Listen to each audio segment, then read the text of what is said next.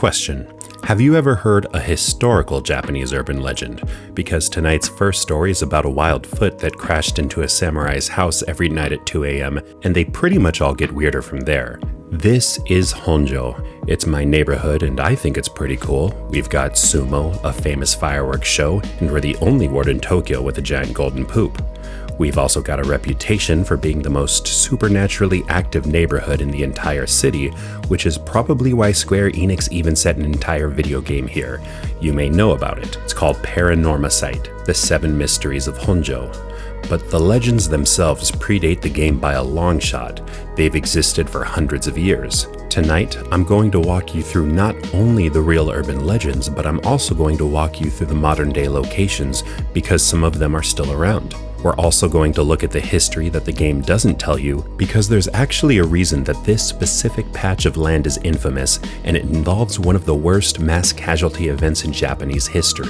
If you enjoy urban legends, I can pretty much guarantee this entire list will be new to you. Actually, even if you've played the game, there's context the game doesn't give you that I will. Oh, and they say 7 mysteries, but there's actually 10. The game itself only gives you 9, but I'm going to give you a secret 10th one as well. Just don't tell anybody you heard it from me. Well, no, I do need you to like and share the video, just only if they're cool. But either way, tonight I'd like you to join me and my pup as we strap up and see if we can't find anything spooky going around in the neighborhood.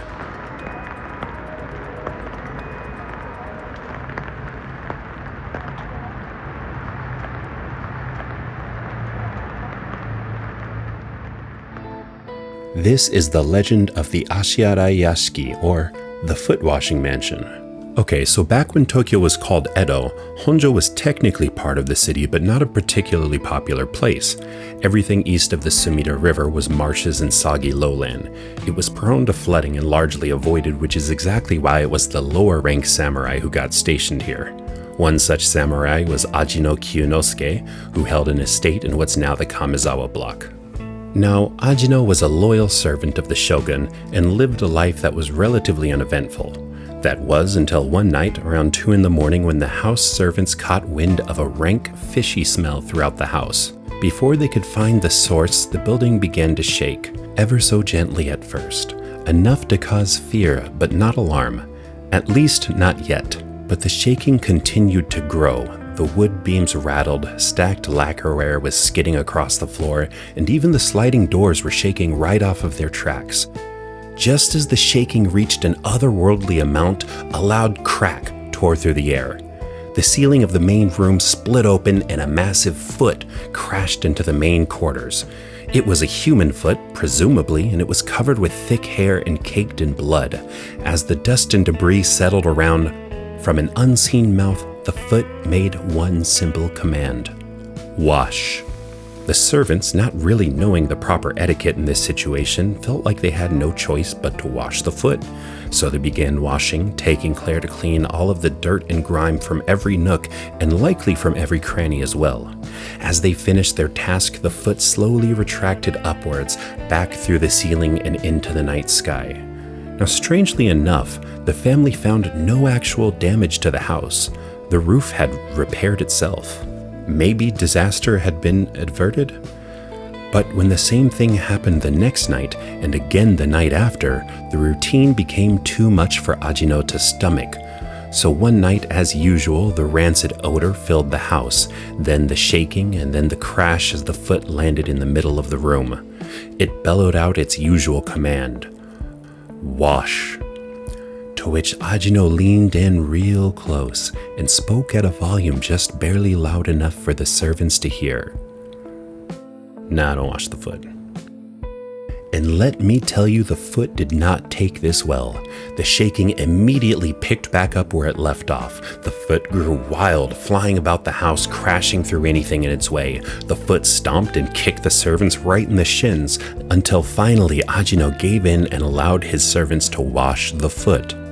After the bath, the foot left as usual, but Ajino couldn't take it anymore. The next day, he complained to his samurai co-workers and told them everything, and one of his friends was fascinated.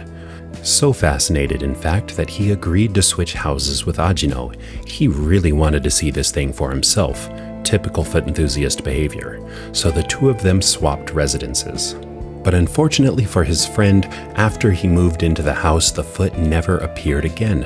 And that's why, to this day, feet don't crash into people's houses in Honjo.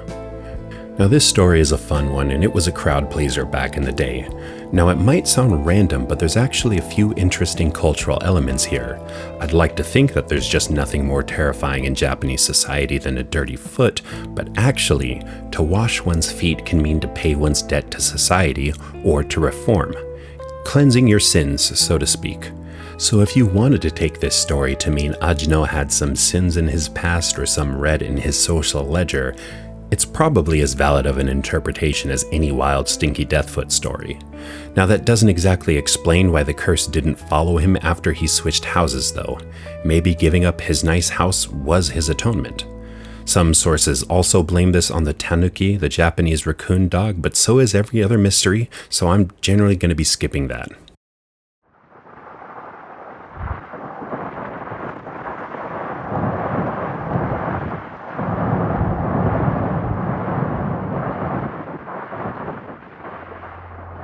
As I mentioned before, Honjo was made up of marshes and lowlands, so developing the land meant making a ton of canals that crisscrossed the entire area. The waterways were how Honjo stayed connected to the rest of Edo, but they also made the neighborhood feel cut off and segmented, kind of like you were in another world. In Honjo, you were almost always surrounded by water on all sides, and it's in one of these canals that the most famous of all of the Honjo mysteries takes place. In fact, it's so famous that the name of the story, Oitekebori, is a common saying in modern-day Japanese, and most people don't even know that it came from an urban legend. So this is the story of Oitekebori, or Leave It Behind. The story takes place in one of these canals that ran through modern-day Kinshicho. Now, Kinshicho is a pretty lively area that has plenty of restaurants, shopping malls, and a disproportionately large red light district. I did some of the filming for my companionship industry video there. Shameless plug out of the way now. But given the abundance of waterways back in the day, fishing was how many locals made a living. Our story starts with two of these fishermen having an impossibly good day. Every cast caught a bigger fish, and every fish took less effort. Eventually, the fish were practically lining up in front of the lure, just waiting for their turn. The fishermen filled their baskets, ran out of bait, and the fish would still bite the bare hooks. That's the kind of day these guys were having. So as dusk turned to night, the men's spirits were understandably high. They walked home talking and laughing loudly all the while. In fact, they were so loud that it took a while for either of them to hear what sounded like a voice calling out. But during a lull in their conversation, sure enough, a voice floated up from the water in the canal behind them. It was low, wet, and not quite human. It sounded like "Oiteke, oiteke," which is a command to leave their catch behind. Now the voice terrified the fishermen. They walked faster, but the voice didn't seem to get any farther. It kept up with their pace, growing even louder. "Oiteke, oiteke." And as the fishermen looked back at the canal, they saw the shape of a man dragging itself onto dry land, the sight of which terrified one of the men so much that he threw down his basket and fled into the night. The other fisherman, reluctant to give up his catch, held on tightly to his basket as he ran home. Miraculously, he made it back in one piece, but when he removed the lid to admire his catch, he found only an empty basket with not a single fish remaining. It seems that it hadn't mattered whether the men had listened to the command to leave the fish behind or not. The truth is that the fish were never theirs to keep. They belonged to someone or something else. So, Oitekebori is by far the most famous of the Honjo mysteries. Depending on who's telling the story, the source of the voice changes. The most common telling is that the voice belonged to a kappa, or a sort of water demon who is simply too lazy to catch his own food. Now that's why there's a kappa statue at the Kinshibori Park, the site of the legend. And if you've played Paranormasight, you're going to recognize this park because it's literally the first location of the game. The park itself and the area around it have changed quite a bit, so you'll have to tell me whether you can see the resemblance. But as I mentioned earlier, Oitekebori has become a standard idiom in modern Japanese, used to describe someone who gets left behind or left alone, which I didn't take that as the point of the legend, but sometimes it's how life works.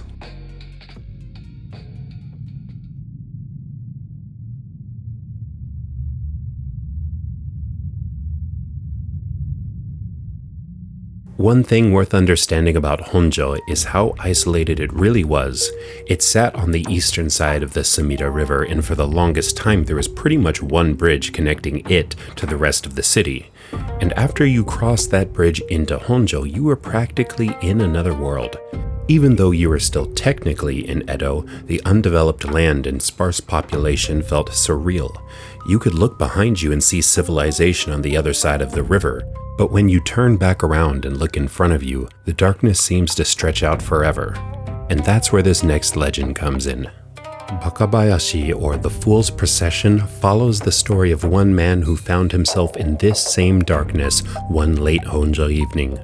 The streets are empty, there's not another soul in sight, and just when the man wishes for some company, he hears it. Drums, the kind you'd hear in a festival procession. And not just the drums, but flutes too, and even what sounded like lively voices. Yeah, there is no mistaking it, this was a festival. And it was close, it sounded like it was right around the next corner. So the man rushes after it, because why wouldn't he? It sounds like they're having a good time. He runs to the end of the street, turns the corner, and the street is empty. But the music hasn't stopped, it's just a little further, he can still hear it. He must have just missed them turning off the street. But that's no problem, he can still follow the sound. So, again, he hurries to catch them after the next corner. He can hear the crowd. He wonders if there's any cute girl that he might get to meet. But again, after he makes his way around the corner, there's nothing in sight. But the sound continues. He can still hear the drums playing a beat he's never heard before. And the flutes. He's never heard a melody so energizing, and the crowd is still going on and on. In fact, he's not sure he's heard that language before.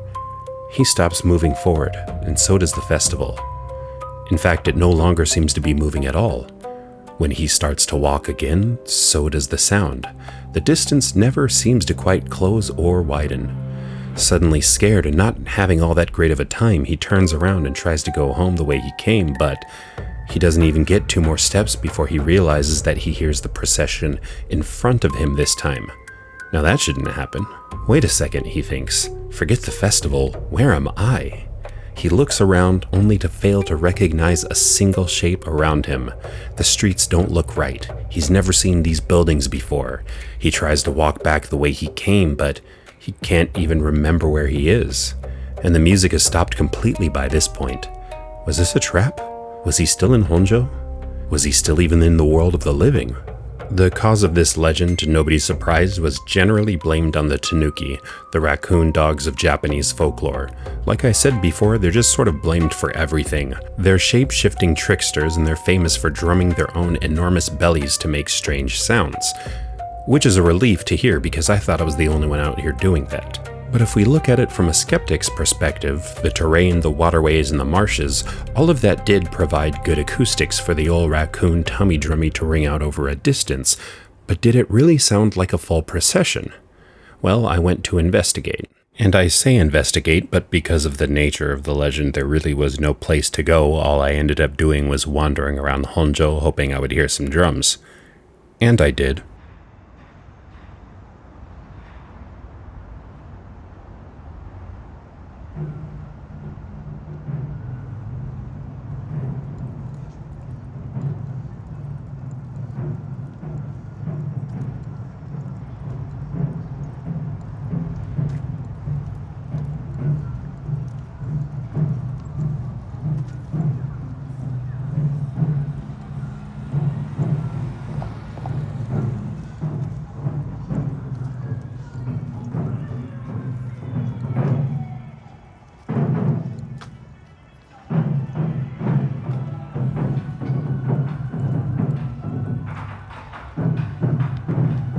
Yeah, it turns out I had stumbled across the neighborhood taiko practice, so I don't know if you've ever researched an urban legend in person and then found yourself in the middle of one, but there's this part of your mind that logically knows nothing is happening, but you are still kind of bizarrely scared anyway.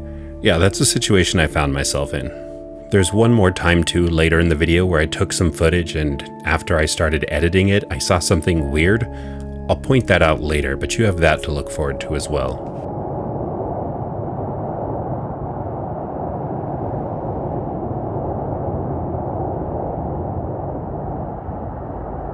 As I mentioned before, Honjo was isolated, with only one main bridge leading into the area, and after you crossed that bridge, one of the first things you'd see was Ekoin. Ekoin is a Buddhist temple built in 1657 that still stands to this day.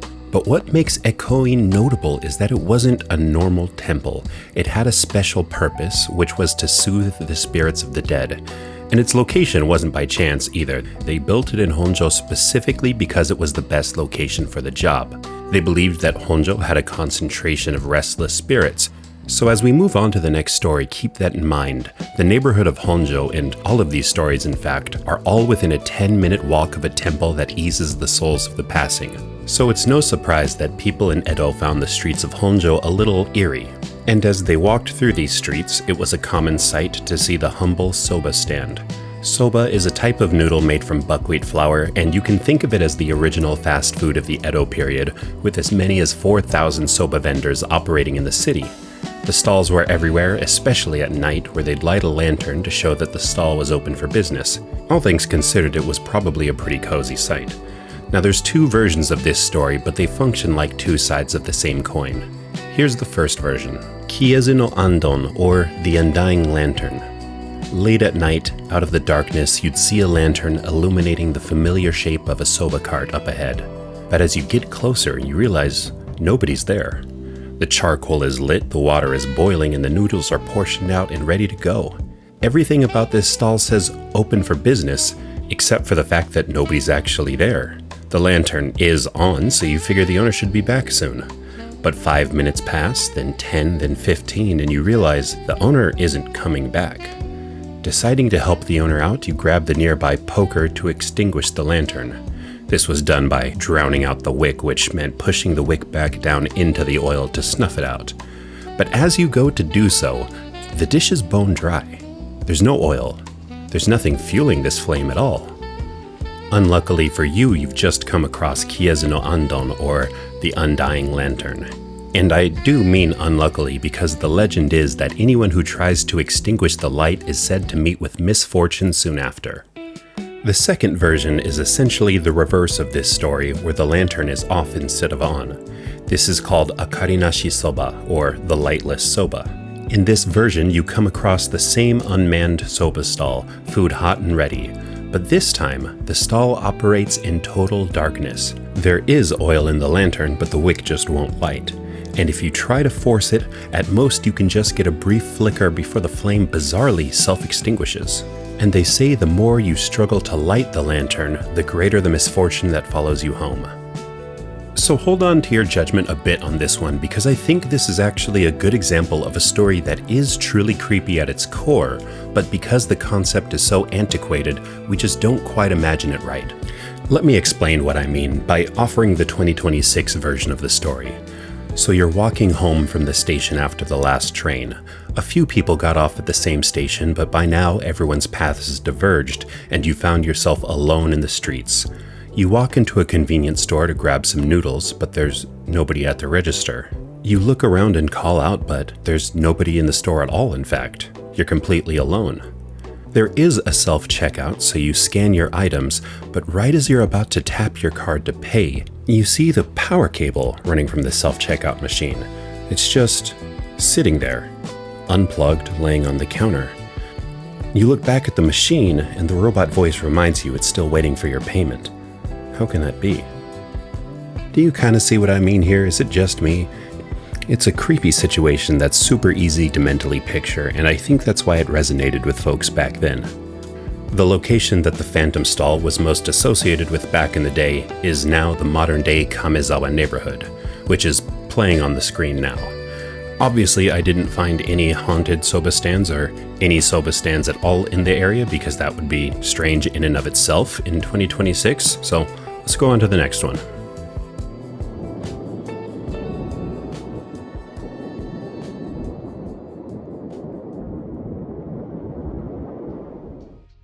Next is the Okuri Chouchin, or the Sending Off Lantern. So setting the scene for this next one, you're lost in Honjo after dark. Maybe you had a few too many cups of sake and lost your way. Maybe you got lost following the belly slaps of raccoon dogs. It's not for me to say, really, I'm just telling the story, and what's important is that you're lost. You look around to try to make out your surroundings. You have no lantern and the moon isn't out, so all you can make out are the black shapes of buildings, some trees, and the sound of water trickling somewhere nearby. And that pretty much describes all of Honjo, so this gives you nothing to go on. And just then you see it. In the distance, a glimmer of hope. You noticed a faint, soft glow floating ahead of you just about eye level. Now that could only be one thing. A lantern, and a lantern means someone else must be out here. You're not alone. You feel your whole body relax. You walk towards it. It's not moving overly fast, so you catch up pretty quickly. You get just close enough to be able to make out the shape of the person holding the lantern, but suddenly, it goes out. Total darkness again. And as you sit there with your eyes readjusting for the darkness, as suddenly as it disappeared, the lantern reignites. Which is great, but it's definitely further down the road. You follow it again, faster this time, hoping to catch up. But again, just like last time, it vanishes right before you can see its holder.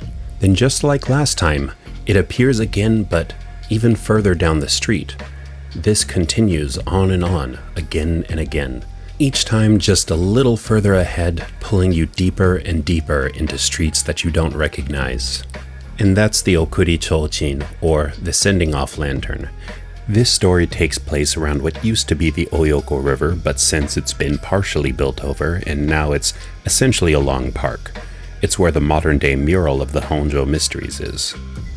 I actually walk through this park with my dog nearly daily, and I can safely say that I haven't seen a ghostly lantern, at least not yet. I did, however, catch this video at the very end of the park and caught what I could have sworn was a tall man staring back at me. Looking back now, it seems a little silly, but this actually kind of scared me. This story is like the last one. It plays off of your expectations and everyday experiences. In Edo, a lantern at night meant safety. The night watch carried them. Wealthy households sent servants out with them. Seeing one didn't just mean that somebody else was out there, it usually meant that that someone else was somebody that you could trust to guide you to safety. So rather than being rescued by the night watch, for example, this lantern was your doom. And that's a bit of a common theme of these stories.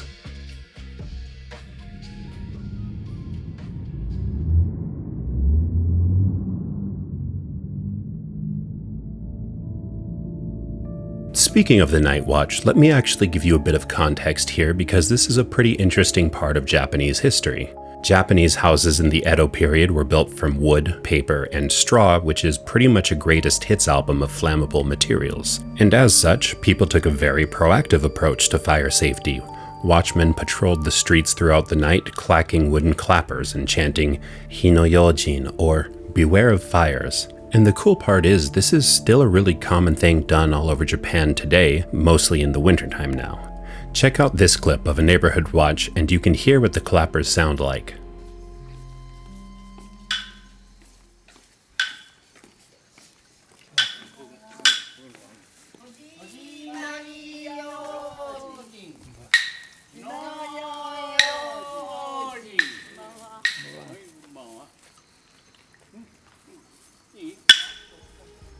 This is the story of the Okuri Hyoshigi, the following clappers.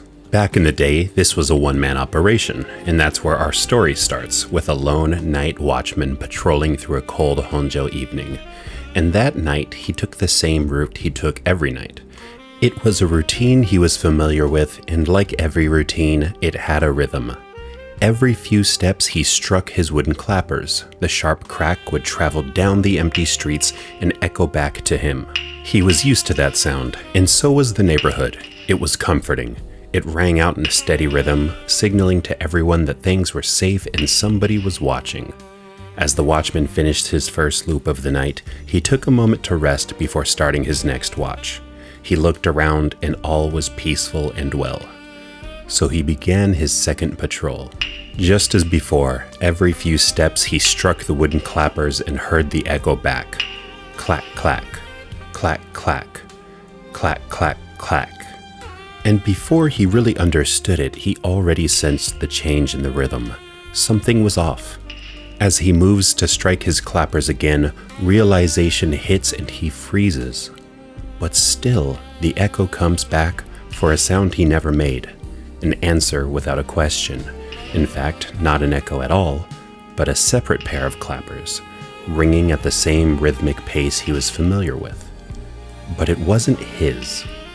Naturally, he assumed another watchman was there. He lifted his lantern and turned to greet the other watchman, and that's when he saw nothing, just an empty street.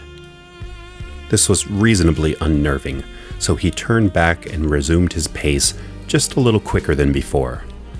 But every time he picked up his pace, so did the sound of the clappers behind him. They were always moving with him, as if they were seeing him off. The next day, he told his friends about the story, and they agreed it was creepy, but they didn't think much of it, or at least at first.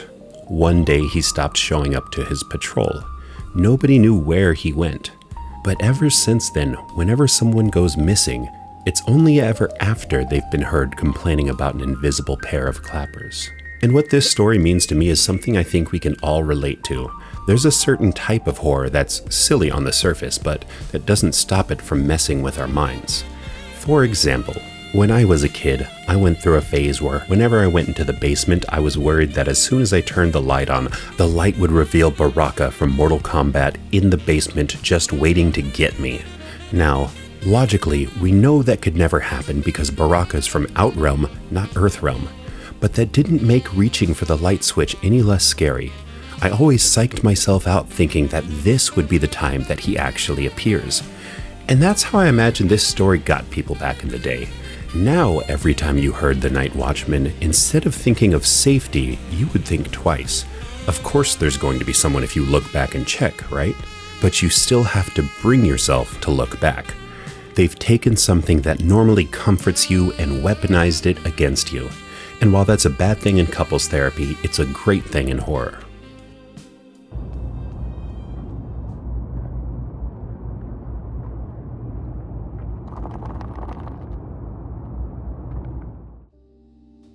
As I mentioned before, Honjo is sort of the sumo capital of Japan, in a twist of fate that's actually related to what we're talking about. Remember Ekoin, the temple built to soothe the many spirits in Honjo? Well, they used to host sumo tournaments there as a form of charity fundraising. It became such a popular attraction that they started organizing these charity events into the professional sport that you know today. And that's why the National Sumo Arena is a stone's throw away from Ekoin. And both of these places are right next to the darkest story on our list. The legend of Kataha no Ashi, or the one-sided reed, takes place right here on a bank of the Sumida River. And back in the day, anyone who stopped to look long enough would notice a patch of reeds that had a peculiar quality. Unlike the rest of the reeds in the canals and waterways you'd see all over Honjo, these reeds here only had leaves on one side of their stems. Every single reed was just bare on one side. No matter the season, no matter how healthy the reeds looked otherwise, they grew lopsided, as if someone was coming along and pruning them.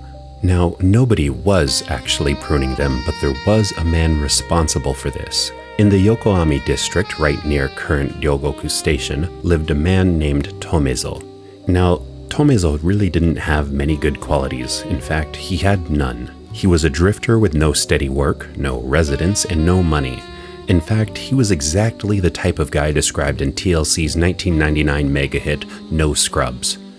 But because the 18th century took place more than 10 years before the 1990s, Edo-era Japanese society went largely unwarned about men like Tomezo. Tomezo spent his days fixated on a young maiden named Okoma, who lived over in Kamezawa, the same neighborhood of the ghostly soba stand. Okoma was beautiful, and Tomezo was as relentless as he was ugly on the inside and out. He would follow her and beg for her affection day after day, only to face rejection every single time. She wanted nothing to do with him. In fact, nobody did. And so Tomezo's obsession turned into rage. On that day, when Okoma left her home on an errand, as usual, Tomezo followed her. He followed Okuma all the way to a bridge near the Sumida River where she again rejected him. But this time, after she turned away, Tomezo spitefully cut her down from behind. With a diagonal slash across the back, he severed one of her hands and one of her feet and threw her body into the canal. And from that day on, the reeds growing along these banks only grew leaves on one side. As for Tomezo, some versions say he went insane and died shortly after, others say he disappeared. Most versions honestly don't really mention him at all, and I think it's kind of messed up that people were more interested in the plants than the actual murder. The interesting thing here, though, is that one-sided reeds actually can form under certain conditions. Generally, it'll happen in areas with consistent wind direction. The geography of the canal was probably narrow and walled in by buildings, and it could have easily created the kind of wind tunnel that would cause this natural phenomenon. So the one-sided reeds were potentially real. The grisly urban legend was probably just a way to explain why this was happening, but honestly, if I heard the story, I'd be far more concerned about the man who murdered somebody and is unaccounted for. But that's why life in Edo period was rough.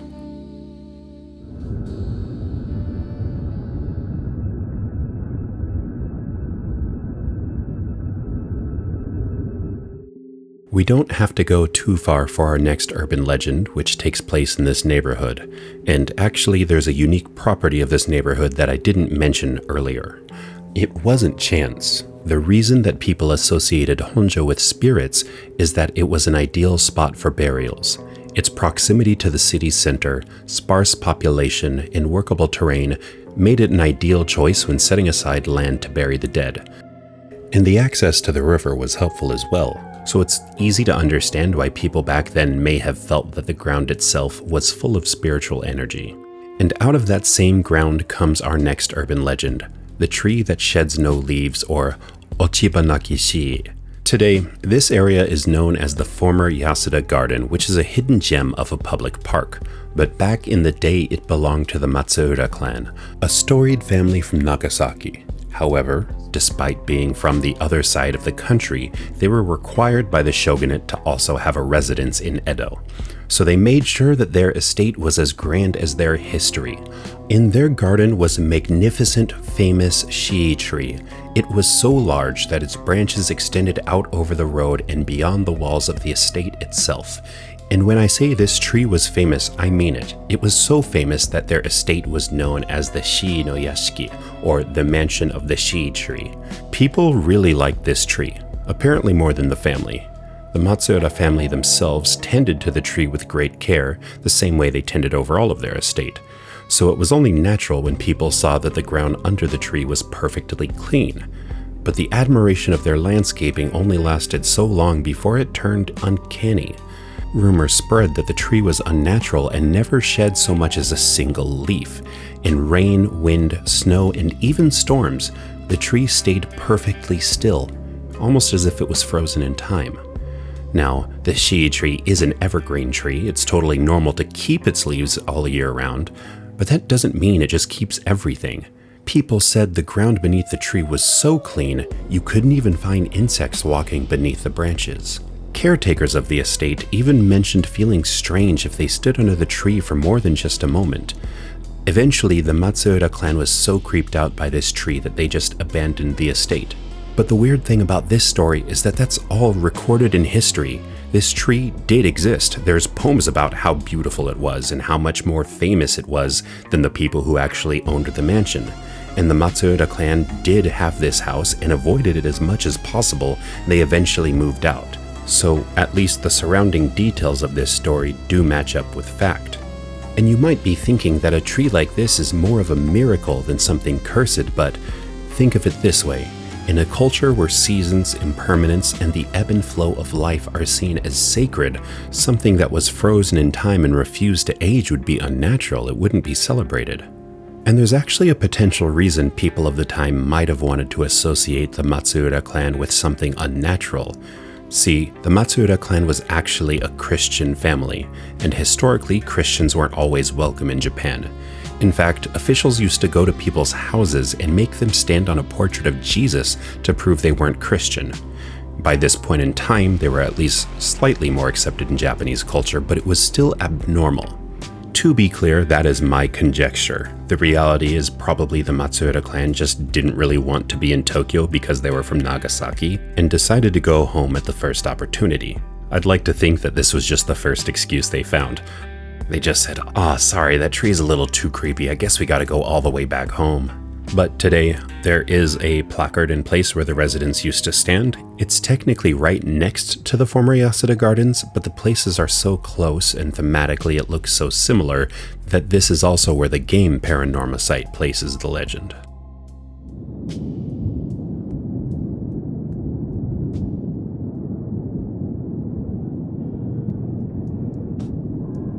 Now, this brings us to the 9th legend out of 10, and it's the final legend that's presented in the Paranormasight game. But don't get too comfortable, because after this legend I'm going to tie them all together in a way that I'm surprised that the game skipped over. But first, like I mentioned before in the entry on the Phantom Firewatch Clappers, medieval Japan took fire safety very seriously. This was a lesson learned firsthand during the Great Meireki Fire of the 17th century, which was a massive event that burned down as much as 2/3 of ancient Edo. Because fires spread so quickly, many estates had fire watchtowers where the fire brigade would stand watch. If they saw signs of a smoke or fire, they would bang on flat wooden boards known as bangi. Think of them essentially as giant wooden gongs that would be strung up on the towers and you could hear from a great distance.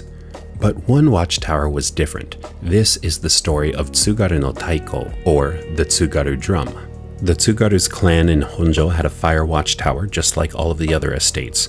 But as I hinted before, this watchtower was a little different because whenever they saw a fire, they didn't alert everyone with the normal bangi. No, the Tsugaru clan had to be different, and instead of the wooden gong, they would bang on a drum.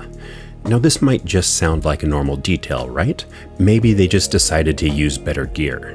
The thing is though, drums were generally reserved for the shogunate's own firefighting brigades, not the lesser ones owned on private estates. This is where the rumor started. None of the locals understood why this one watchtower was allowed to use the same tools as the shogunate forces. The rumors and theories spread, and it wasn't long before the shogun's own forces came to inquire why the Tsugaru estate wasn't using the standard equipment. But when they arrived and investigated, there were no drums in the tower at all, just the proper wooden bangi. They thought it was perhaps an act of trickery and the family had switched the equipment before they came. But the leader of the clan encouraged them to try striking it. And sure enough, when they struck the bangi, rather than the clang of a wooden gong, it produced the same sound of a taiko drum. And so the shogun's forces left empty-handed, and the sound of the drum continued to ring out from the Tsugaru estate. And that's the story of the Tsugaru Drum. Now, in what may or may not be a coincidence, what was the Tsugaru estate is now the exact location of the current-day Hokusai Museum. Hokusai was the artist who painted the Great Wave off Kanagawa and was one of, if not the greatest woodblock painters of all time. It's no secret that he spent most of his life in Honjo, a fact that will not be lost on you if you have played the game, for reasons that I won't mention in case you still want to play the game. But I do need to be honest with you about something. In the tradition of never listing the right amount of mysteries, I've actually included a hidden story here. And when I say included, I do mean the past tense. I've technically already told you the entire story, I just didn't mention that it was connected. It's possible that you picked up on a few peculiar things I said. I mentioned Honjo was an ideal burial spot, but in Japan, bodies are cremated, not buried. And I mentioned the ideal burial spot would be accessible by river. Why would that matter? This story begins with a fire. To be specific, the Meireki fire that I mentioned earlier. Now this fire was also called the Furisode fire because, according to legend, it started when a priest tried to cremate a cursed Furisode kimono that killed every woman who owned it. Now that's a separate legend unrelated to our story, but the fire itself was real. That's a matter of historical record. Now, Edo had many fires, I mentioned that before, but the Furisode fire was massive. This was the fire that destroyed 2/3 of the city and killed over 100,000 people. Keep in mind the population at the time was roughly 500,000 or 500,000. That means that this fire claimed the lives of 1 in every 5 people. After the fire, people didn't know what to do with their dead. There were simply too many. They eventually just started throwing them in the river, but this didn't really work. One source from the time says that the pile of dead bodies in the river was so high that it didn't even look like a river, just solid ground. The shogun of the time was a man worthy of his role, however. He immediately worked to rebuild the city, relieve the living, and retrieve the dead. And on that last point, the losses were so severe that the only way to manage them was with a mass grave. So he looked for a suitable area. It had to be near the city, undeveloped with plenty of space, manageable terrain, and accessible from the river to easily move the bodies. And that's why they chose Honjo, for all of the reasons I've been mentioning. And that's the true purpose of Ekoin, not just to guide the dead in general, but to accomplish the impossible task of providing closure in the face of a disaster that killed a fifth of the population. 100,000 people who are buried underneath Honjo. Combine this with the symbolic gesture of having to cross a giant bridge to get here, and I think you can appreciate just why Honjo has a unique relationship with the supernatural. After all, these legends aren't just passed down, they're celebrated. Rakugo performances, ukiyo-e paintings, modern-day murals, these are badges worn with pride. This history is inseparable from the identity of the community. But I do want to leave you with the actual promised 10th urban legend. It's a fun, light one, so I figure it'll be a nice palate cleanser to see the stories off.